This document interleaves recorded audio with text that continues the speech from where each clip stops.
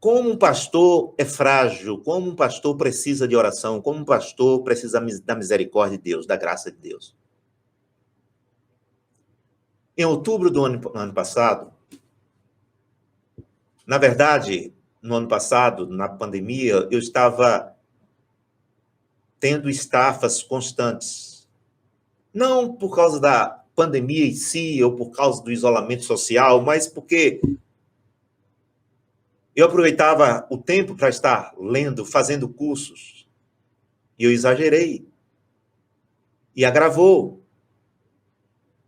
No ano passado, a minha filha, que é psicóloga, que muitos conhecem, Vivina, ela disse, meu pai, vá a um psicólogo.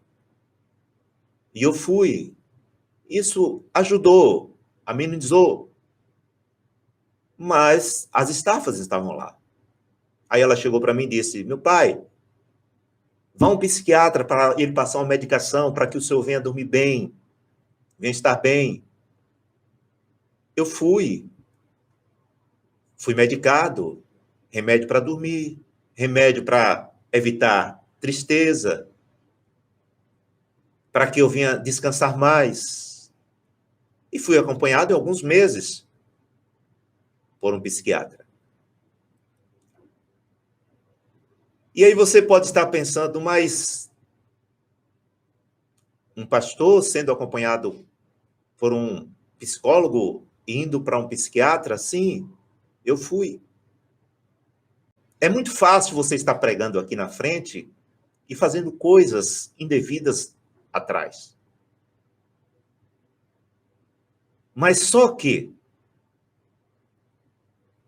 quando eu não estou falando que eu estava fazendo coisas indevidas pelo fato de ter sido consultado por esses médicos. Mas, na minha consciência como cristão, como pastor, eu tenho que prezar pela palavra. Eu não tenho que me apresentar aqui como um super-homem, como alguém forte, que supera qualquer barreiras, porque é um conselheiro, porque lê a palavra mais do que muitas pessoas, porque estuda, porque conhece. Mas por todas essas questões que eu ainda tenho enfrentado, hoje, por exemplo, eu estou com dificuldade de ler.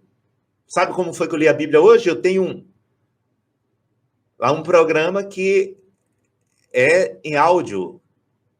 Aí, quando eu leio, eu me canso. E aí eu ligo, escuto, através de áudio. Sabe como é que eu estou pregando? Quando eu prego, alguma coisa que eu já tenho. E que eu só pego ali, fazendo o possível para não cansar. Mas por que você está sempre no programa de rádio? E esses dias você está vindo até só. Eu estou aqui porque eu tenho um compromisso com o Evangelho. Eu tenho um compromisso com Deus. E se Deus falar, ele fala. Mas se ele não falar, ele não fala. Mas eu tenho um compromisso. E se eu estou exercendo algo que Deus mandou fazer, Deus vai estar cuidando. Mas por que você está pregando? Porque eu tenho um compromisso. E quando chega um ponto de não ter condição, eu coloco outra pessoa para fazer isso. Recentemente eu viajei para o Ceará. Fui dar posse a um pastor em Penaforte. Preguei lá. Fui dirigindo para o Ceará. À noite, preguei. No dia seguinte eu voltei, fui visitar outro campo em Milagres. Voltei dirigindo. Porque Deus me chamou. E enquanto Ele não trazer direção diferente, eu continuarei fazendo aquilo que Ele mandou fazer. E você pode estar indagando aí, mas como pode? E a sua fé? Para você ir a um psicólogo, para você ir a um psiquiatra, eu quero ressaltar a você aqui que há uns 30 anos atrás, ou 40, se eu não me engano, 35 anos, eu fui num psicólogo, eu era recém-convertido, mas eu fui sem ninguém saber. Porque naquela época, quem fosse atendido por um psicólogo na igreja era considerado doido. Eu fui escondido. E voltando, mas como você pode estar pregando se você está sendo acompanhado? Peraí.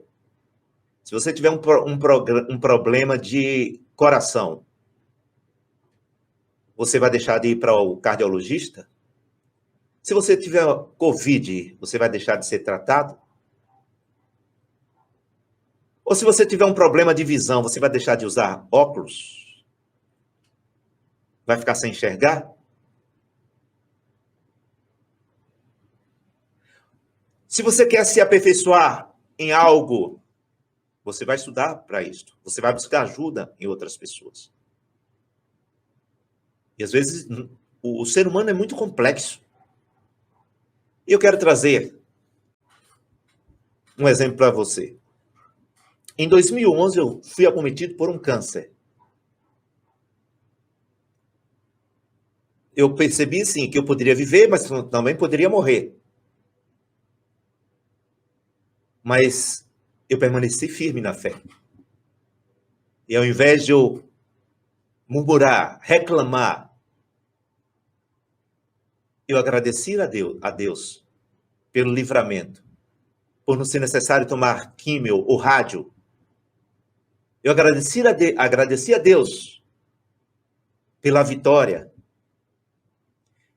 Em 2019, em 15 de novembro, em 14 de novembro, eu fiz um exame que parecia que eu estava com metástase. E eu, logo, pelo fato de ler, de estudar sobre a questão, eu vi assim, olha, não tem mais jeito. Com esse exame aqui, eu já estou morto.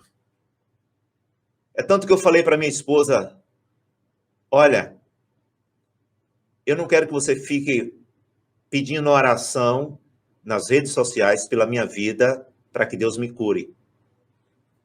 Se você tiver que pedir oração, você peça para que Deus cumpra a sua vontade na minha vida. Porque naquele momento, eu percebi que para mim o morrer era lucro. Assim como o apóstolo Paulo. Na minha mente só estava o quê? A minha esposa precisa de mim. Os meus filhos mais novos precisam de mim. Nem nos mais velhos eu pensei. Aqueles que estavam dependendo de mim.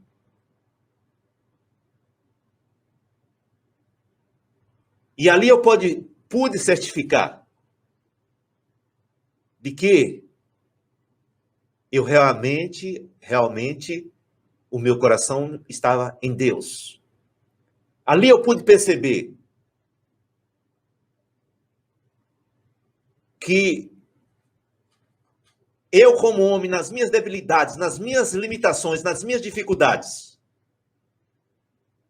eu sou capaz de renunciar a qualquer coisa por amor a Cristo. Eu pude perceber isto. Porque o próprio Jesus diz, aquele que não amar mais a mim do que pai, mãe, filhos, posses, bens, não é digno de mim. Não é que eu vou deixar de amar a minha família. Mas eu pude entender, amados. Mas naquele momento eu percebi que o mais importante para a minha vida era estar com Cristo.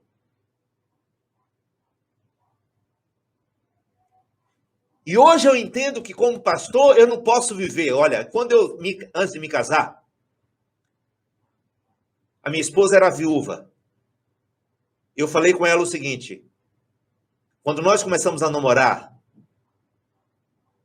eu falei com ela, se nós cairmos, eu vou para o presbitério, eu vou para a igreja e vou publicar. E eu vou ser afastado do seminário e vou ser disciplinado na igreja. E não vai ter casamento. E se isso acontecesse, eu ia cumprir com minha palavra. Não é porque eu sou melhor, não, porque eu estou me expondo aqui, mostrando a minha situação, o quadro que eu estou, porque eu estou precisando das orações de vocês.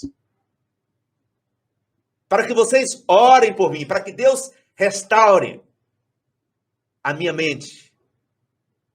O médico falou para mim, se você não estivesse subindo o monte e andando de bicicleta, você estaria em cima de uma cama. Às vezes as coisas acontecem conosco, amados, porque nós sobrecarregamos muito a nossa mente, como aconteceu comigo. São consequências. E nós não podemos culpar a Deus. Eu não posso culpar a Deus, mas eu posso pedir a você. Ore, para que Deus esteja me livrando dessas estafas, para que eu possa ler moderadamente, possa aprender mais da palavra, para que eu possa exercer um ministério. Eu faço parte de um ministério, eu sou presidente desse ministério. E o inimigo, ele não está satisfeito, ele vai fazer de tudo para impedir. Ele vai estar minando, procurando áreas na nossa vida para estar minando. E eu peço a Deus que Ele me dê condição de permanecer íntegro, fiel, firme nesta palavra, independente de qualquer coisa. Eu peço a Deus que Ele me dê condição de ser sincero, verdadeiro, e que a minha vida venha estar em suas mãos, para que eu possa cumprir o meu papel, o propósito que Deus assim determinou para a minha vida, que é fazer com que outras pessoas possam ser libertas, possam ser libertas conhecendo aquele que é o autor da vida, Jesus Cristo.